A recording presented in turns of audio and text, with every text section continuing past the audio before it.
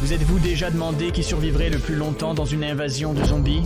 Aujourd'hui, nous prenons 50 méchants emblématiques de films d'animation pour voir lequel survivra à l'apocalypse zombie.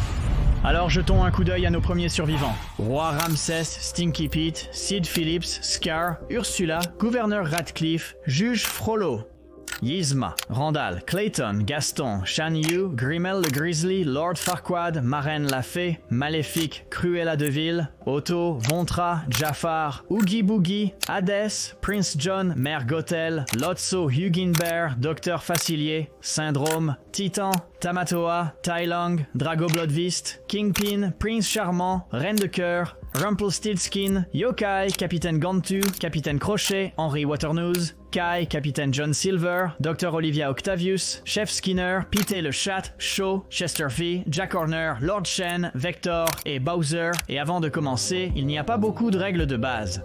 Pour cette vidéo, disons simplement que ces méchants ont tous vécu dans notre monde avant l'épidémie. Ils auront donc une certaine connaissance de notre société, notamment en termes d'armes et de compétences de survie.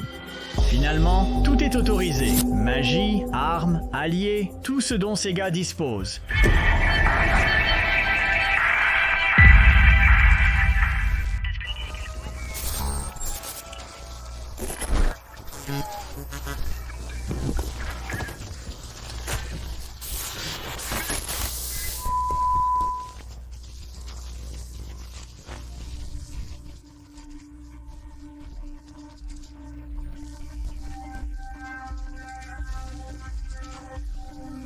Le monde est en ruine, alors que beaucoup seront prêts à se défendre à travers le chaos, qui seront les premières victimes de l'apocalypse. Commençons par les concurrents les plus forts. Les personnages occupant des postes de direction importants seront entre de bonnes mains ici, surtout ceux qui sont respectés ou craints par leurs subordonnés. Lord Farquaad, Juge Frollo, Kingpin et Lord Shen se distinguent chacun lors de ce tour. Certes, certains semblent plus menaçants que d'autres, mais ils sont chacun entourés de subordonnés qui ont suffisamment de peur, respect pour leur patron pour faire tout ce qu'il faut pour les protéger. Beaucoup d'entre eux mourront, mais c'est un sacrifice que ces gars sont prêts à faire. Cependant, tous les dirigeants ne sont pas en bonne position, y compris le gouverneur Radcliffe. Il peut être gouverneur, mais de son propre aveu, personne ne l'apprécie réellement, ce qui est compréhensible. Radcliffe est un raciste avide et paresseux, qui fait faire tout son travail par ses sbires pendant qu'ils s'engraissent avec leurs dépouilles. Dans un contexte apocalyptique où les systèmes et les hiérarchies s'effondrent, même Wiggins serait un peu hésitant à donner la priorité à la vie de ce gars. Que des roches et de la terre, monsieur. Pareil pour le peureux prince John. Il est à la fois assez insensible pour ordonner à n'importe qui de risquer sa vie pour lui et assez lâche pour ne absolument rien faire pour se défendre. Il pourrait utiliser ses richesses pour acheter son entrée dans des alliances, mais allons. Vous pensez vraiment que ce gars se séparerait de son or pendant que son cœur bat encore? Il fait passer Monsieur Krabs pour Mère Teresa. Mais assez parlé des hauts gradés. Et le citoyen lambda, comment s'en sortirait-il? Eh bien, il n'y a pas grand-chose d'ordinaire chez Gaston, mais sa carrure de gabarit nous dit qu'il se défendra très bien tout seul. Et il n'est même pas proche d'être le gars le plus musclé sur la liste. Drago, le roi Ramsès, John Silver et Bowser le font paraître petit en comparaison. Si Gaston survit, de tels géants prospéreraient certainement. Cela ne dit rien sur les personnages ayant accès à une technologie avancée pour les protéger comme Yokai ou le puissant Vector.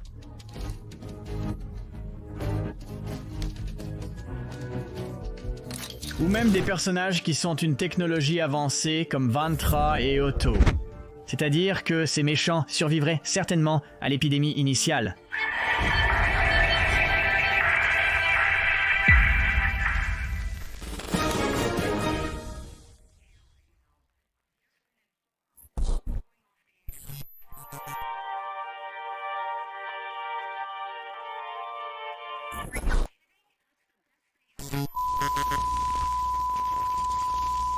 Passons à l'essentiel. La santé mentale et physique est vitale pour survivre à une situation aussi extrême qu'une apocalypse zombie. Nous avons mentionné plusieurs joueurs talentueux au dernier tour, mais pas tous. Kai et Tai Long sont deux des combattants les plus redoutés que le guerrier dragon ait jamais abattu, et cela vaut doublement pour Tai Long. Pour combattre seul dans une prison de haute sécurité, un esprit et un corps affûtés sont nécessaires. Mais qui a besoin de la forme physique avec de la magie? La fée marraine et Hadès se portent très bien jusqu'à présent. Je veux dire, allons, littéralement le souverain des enfers et une fée capitaliste magique. Non seulement ils survivraient, mais ils auraient aussi le levier pour obtenir de très puissants alliés. Ils pourraient aussi faire passer le prince charmant au prochain tour par népotisme. Hadès et Dr Facilier ont déjà conclu de nombreux accords avec des amis de l'au-delà, alors un de plus ne change rien. Bien sûr, le tour de passe-passe du contrat magique de Rumpelstiltskin serait très pratique lors d'une apocalypse de zombies. Passez une bonne journée. Il peut facilement tromper les joueurs crédules en leur faisant abandonner leurs actifs précieux pour une satisfaction immédiate, s'assurant ainsi de ne pas manquer de nourriture. Et c'est une mauvaise nouvelle pour la Reine de Cœur, qui a autant de maîtrise de soi qu'un tout petit dans pratiquement tous les aspects de sa personnalité. Elle est plus susceptible de manger toute sa nourriture au début de l'épidémie et de piquer une crise lorsqu'elle réalisera la difficulté d'en obtenir plus. Et enfin, Mère Gothel est une autre perdante claire et nette dans ce tour. À la fin de Réponse, elle n'était pas devenue poussière uniquement parce qu'elle utilisait les cheveux de Réponse comme fontaine de jouvence depuis des décennies. Nous doutons fortement qu'elle serait prête à rester pendant une apocalypse. Et dès qu'elle part, l'essai gratuit de vie de Mère Gothel disparaît également.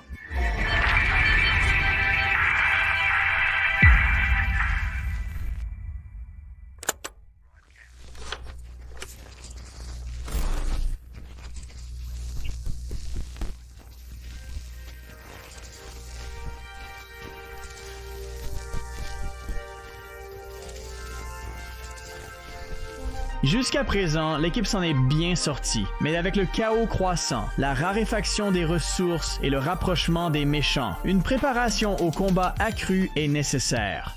Et c'est là que tout le monde préfère une apocalypse de zombies. Il est temps de parler des armes à feu, entre autres armes.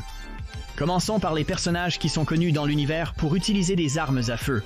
Gaston, Clayton, Grimble le Grizzly et Shaw viennent certainement à l'esprit. Gaston a probablement tout un placard plein d'armes à feu pour essayer d'impressionner les dames. Clayton et Grimmel, braconniers doués, et Shaw, pas le plus futé mais aimant trop son arme, forment une équipe de choc. Leur habileté avec des armes simples comme les fusils de chasse et les arbalètes suggère qu'ils auraient un arsenal digne d'une apocalypse.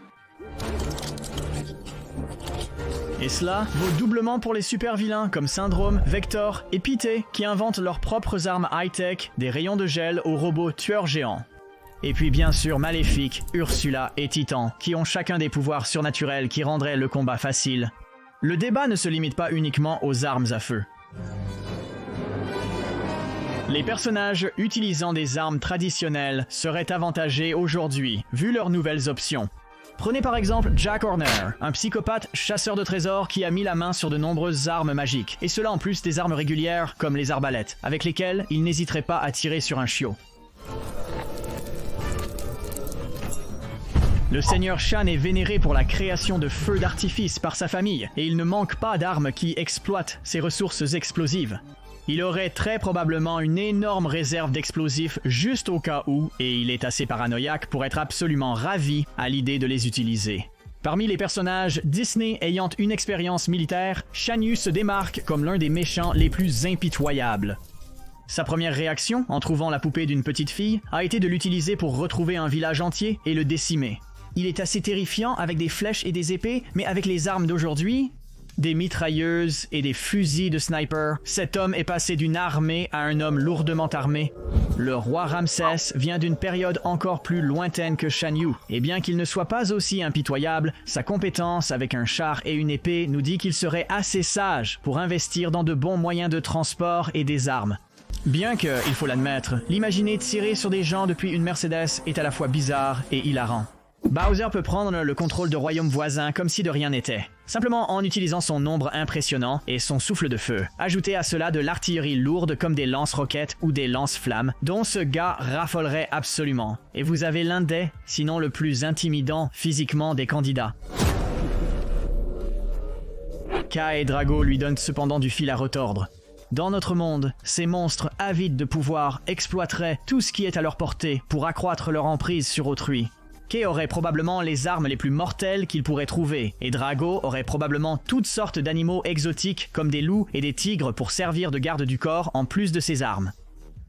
Les dirigeants d'entreprises comme Chef Skinner et Waternoose auraient probablement des armes à feu à portée de main en cas d'effraction, donc nous pensons qu'ils seraient prêts pour un combat.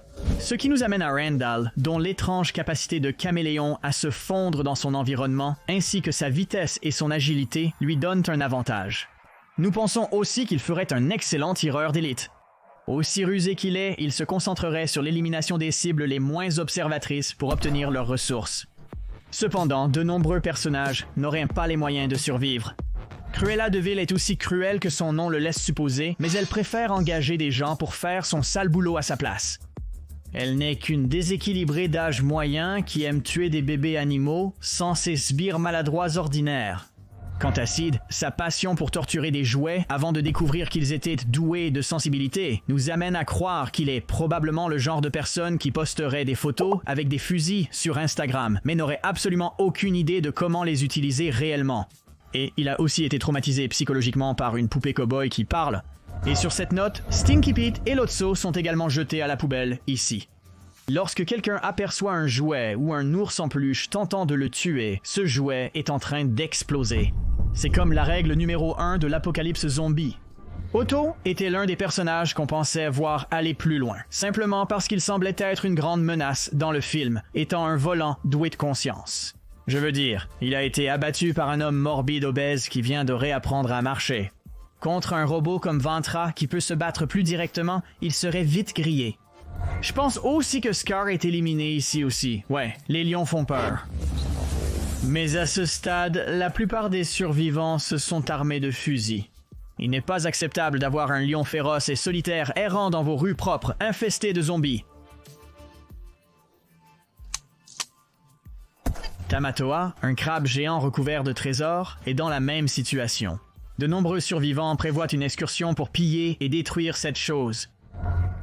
Est doué à l'épée, mais pas assez sérieux pour rivaliser avec les méchants les plus dangereux restants. Le prince charmant est plus préoccupé par son apparence que par l'accumulation d'un arsenal.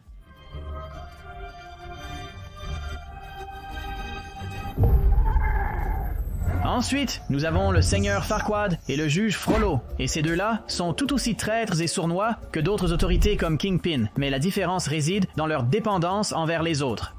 Farquaad envoie des soldats mourir à sa place depuis un moment maintenant, et comme ce nombre diminue, tout ce sur quoi il peut vraiment compter, c'est lui-même, ce qui n'est pas très scandaleux. Farquaad est très court et faible, et le juge Frollo est très fragile, et tout le monde à ce stade en aurait probablement assez de leurs absurdités. Certains d'entre vous pourraient mourir, mais c'est un sacrifice que je suis prêt à faire. L'élimination finale de ce tour est Tai Lung, et ce gars est l'un des personnages les plus cool en lice, donc nous aurions aimé qu'il aille plus loin, mais le fait est que Tai Lung est un combattant qui privilégie sa fierté avant tout. Se battre à armes égales est pratiquement impossible lorsque les autres méchants ont des armes de haute technologie à leur disposition. Donc, bien que ses compétences de combat le garderaient en vie pendant un moment, la fierté a encore une fois disparu avant la destruction.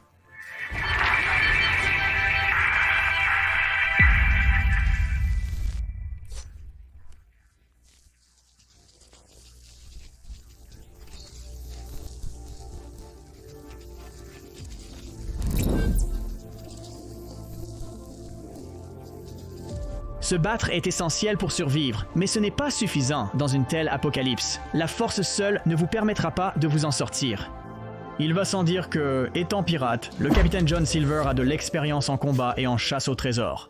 Il n'aurait aucun mal à trouver des fournitures importantes, et en plus de cela, c'est un chef qui sait faire beaucoup avec seulement quelques ingrédients. Shan Yu est définitivement prêt à être l'un des alliés les plus enviés dans la course et un excellent récupérateur. Un seul regard sur une poupée lui a indiqué le village exact d'où provenaient ces matériaux. Il pourrait donc retrouver des fournitures. Ursula est une sorcière de mer magique, ce qui fait d'elle une concurrente assez forte dans ce tour, et elle peut aussi trouver des choses précieuses sous la mer. Les personnages inventifs sont aussi bien placés ici. Olivia Octavius, P et Chester V sont des personnages qui utiliseraient leurs inventions pour se préserver et recruter des alliés. Mais même hors du domaine du savant fou, certains personnages sont simplement débrouillards en général. Oogie Boogie excelle dans l'art de trouver des méthodes inventives pour torturer ses proies, donc il saura assurément utiliser tout ce qui lui tombe sous la main. Yzma est un cas similaire. Bien qu'elle pourrait prêter plus d'attention aux petits détails, elle a beaucoup de recettes de potions en réserve qui pourraient être utiles. Échanger des potions magiques contre de la nourriture, de l'eau et des médicaments apporterait le chaos et le mettrait en grand danger.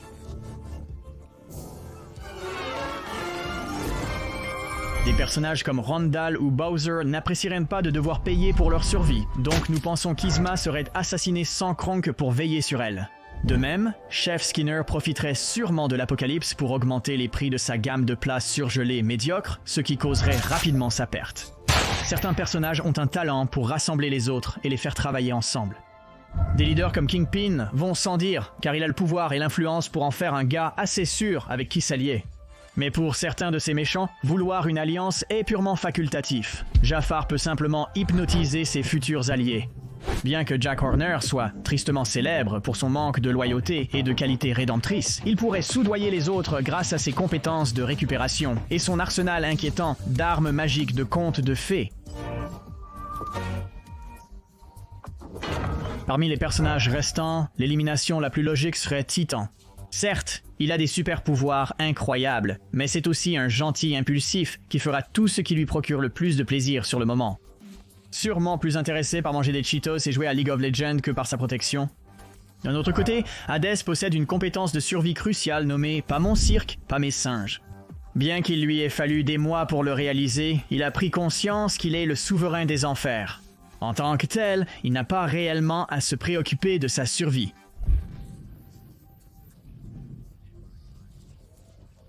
En gros, ouais, bonne chance les gars. J'ai des Reese's Pieces qui sont sur le point d'expirer là-bas en enfer. Prenez soin de vous. La plupart des joueurs ayant accès à la magie sont avantagés, mais certains ont plus de limites. Le Docteur Facilier et Rumpelstiltskin doivent puiser leur pouvoir chez les autres. Mais maintenant, pendant l'apocalypse, c'est chacun pour soi. Les gens sont de plus en plus prudents quant à leurs collaborateurs, et ces deux-là sont un peu trop louches pour aller plus loin. Waternoose est un homme qui aurait probablement dû être plus prudent avec qui il travaillait, car son infâme bras droit glissant serait certainement prêt à le renverser maintenant. Vector mord également la poussière. Malgré son impressionnant arsenal, il ne serait probablement pas enclin à le partager, même dans des situations critiques. Cette scène de Gru et des minions volant son rayon réducteur révèle ses piètres compétences d'observation.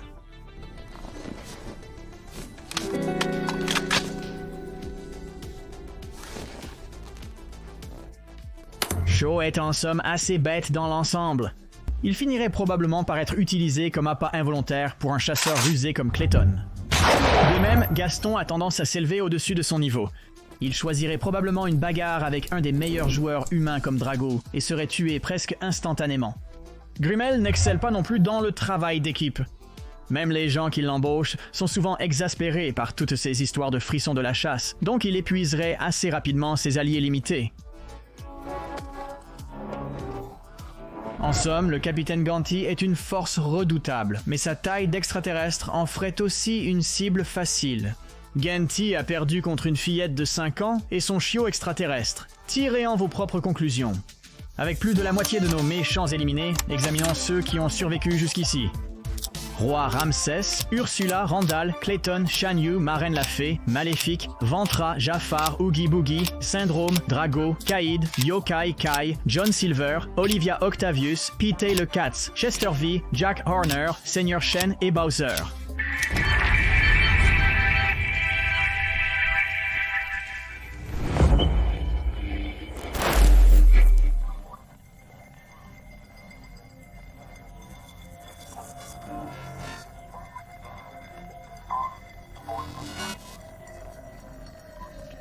Les méchants restants se sont au moins quelque peu habitués à leurs nouvelles vies apocalyptiques, mais le monde manque de ressources, ce qui signifie qu'il est temps de former des alliances.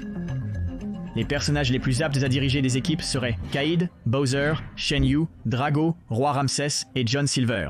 Des hommes d'affaires, généraux, monarques et capitaines pirates font partie des leaders les plus logiques, mais un bon leader a besoin d'une équipe.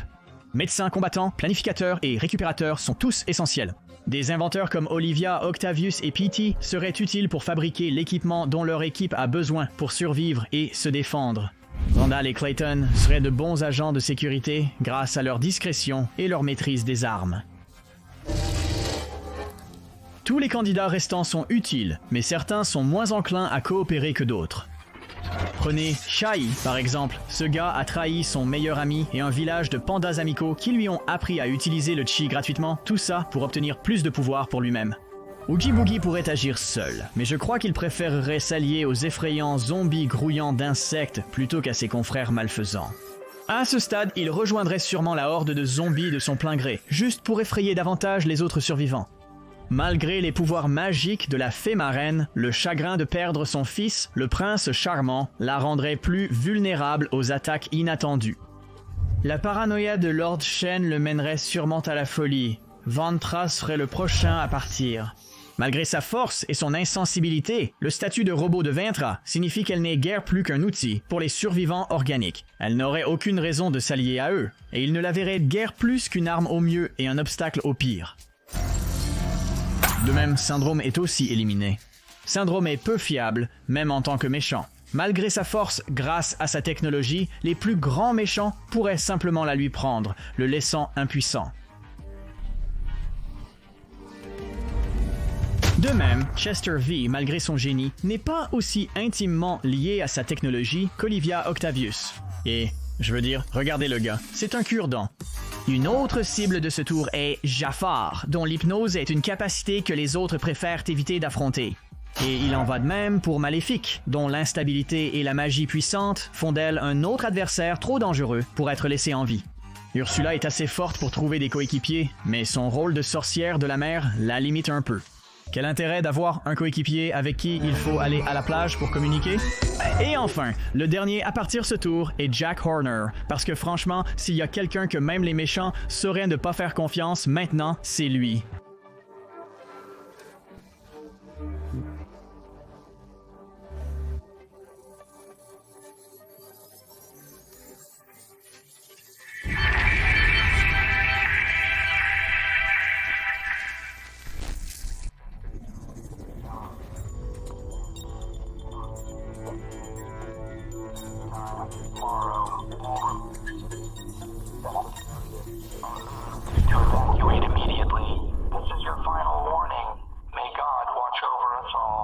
Des factions se sont formées, le monde s'effondre, il ne reste qu'une simple question.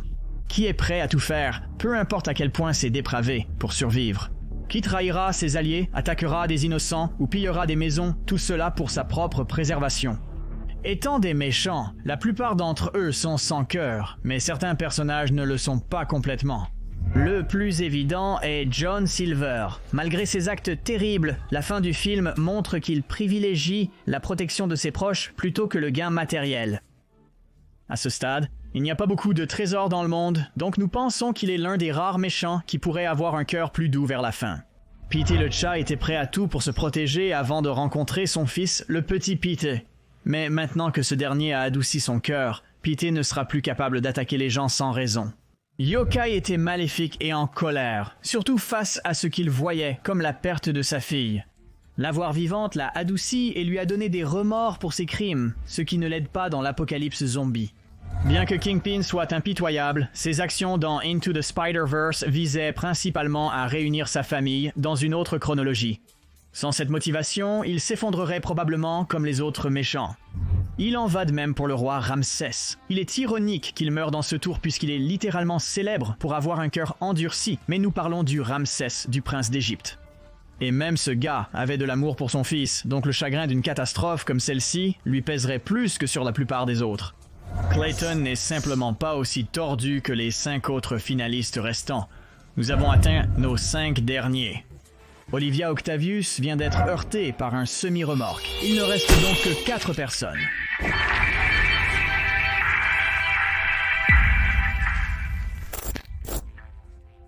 Mes compatriotes américains, c'est mauvais, très mauvais, le pire que quiconque ait jamais vu. Mais laissez-moi vous dire que nous avons eu une belle course, vraiment incroyable. Si vous entendez ceci, vous êtes l'un des derniers survivants, peut-être les meilleurs survivants, beaucoup le disent. Et si vous voyez un zombie, souvenez-vous, il n'y a pas beaucoup d'activité cérébrale. Comme mon ex-adversaire, Sleepy Joe. Bonne chance à tous. Le monde est envahi par les zombies et n'est plus que l'ombre de lui-même. Et dans ces temps sombres, il ne nous reste que Randall, Shan Yu, Drago et Bowser. Et avec cette dernière liste finalisée, tout ce qu'il reste à faire est de se demander qui vivrait le plus longtemps et ce qui suit inévitablement une guerre totale. Examinons le potentiel militaire de chaque survivant. Randall est le premier et le plus furtif de tous les méchants restants, ainsi que le moins fiable. En conséquence, il n'a probablement pas beaucoup d'alliés. Seuls ceux aussi changeants et terrifiants que Randall s'associeraient à lui, expliquant la petite taille de son équipe. Néanmoins, quiconque rejoignant la faction de Randall aurait assez confiance en ses propres compétences pour se défendre, faisant de sa petite équipe un groupe d'experts en armes talentueux, au style de combat imprévisible. Et puis il y a Shan Yu, très fort il vous le fera savoir. Sans aucun doute, Shan Yu, en tant que général, disposerait maintenant d'une immense armée. Il excelle à rallier les gens et à les persuader de commettre des actes innommables pour étendre le territoire. Quelle influence supplémentaire aurait-il dans une situation de vie ou de mort? Le seul inconvénient à travailler avec Shan Yu est que quiconque a une conscience ne travaillerait pas avec lui. Pendant l'apocalypse, il aurait une grande armée, mais il ne serait là que pour eux-mêmes.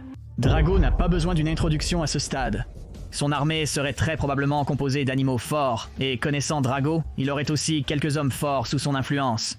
Il est extrêmement craint à la fois par les personnes et les bêtes qu'il contrôle, leur donnant une motivation basée sur la peur envers sa loyauté. Malgré sa puissance de feu impressionnante, son ego et son tempérament explosif pourraient causer sa perte. Enfin, il y a Bowser. Qui aurait pensé que le gars qui a commencé dans un genre totalement différent irait si loin? Bowser est extrêmement fort, doté de magie noire, d'un souffle de feu capable de faire fondre des icebergs en quelques secondes et d'une armée de tortues magiques et similaires. En termes de nombres et de puissance de feu, Bowser est le plus fort restant en lice, mais étant aussi le plus crédule, il est le plus susceptible de commettre une erreur. Donc, dans un affrontement à 4 entre le sans-cœur Shan Yu, le colérique Bowser, le sournois Randall et le terrifiant Drago, tous les 4 ont des points forts, mais seuls 3 ont une expérience de la guerre avant cela. Lors de l'éclatement de la bagarre, Randall est confiant dans sa capacité à surprendre certains des brutes en lice. Mais Shan Yu, avec ses sens d'une précision terrifiante, remarquerait le fusil de sniper à 3 mètres et s'en débarrasserait rapidement. Désolé Randall, mais il semble que tu vas souhaiter avoir été battu à mort avec une pelle dans quelques minutes. Nos 3 autres ont une force physique incroyable. Ils ont vu et participé à la guerre, et quel que soit leur état mental, ils n'ont plus à se retenir. Shan Yu est impitoyable et prêt à tout pour remporter une autre victoire. Drago s'échauffe clairement, surtout que Bowser lui lance probablement des boules de feu. Et voir 2 méchants avec des armées qui sont commandées à la fois par la peur et le respect rend la décision difficile, mais nous pensons que Drago tombe ensuite. Shan Yu, désespéré d'avoir l'avantage, persuade l'armée restante de Drago de le rejoindre en promettant la prospérité après l'apaisement de l'apocalypse. Mais Bowser, indifférent à ses promesses, incinère sans retenue la plupart des soldats en détresse.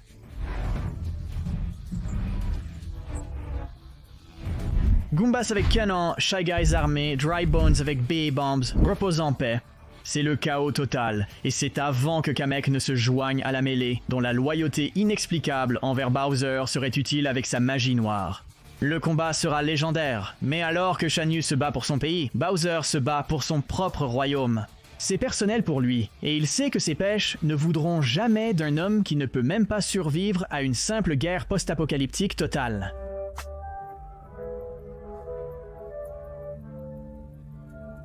Le feu a donc encore une fois vaincu la glace dans ce match serré.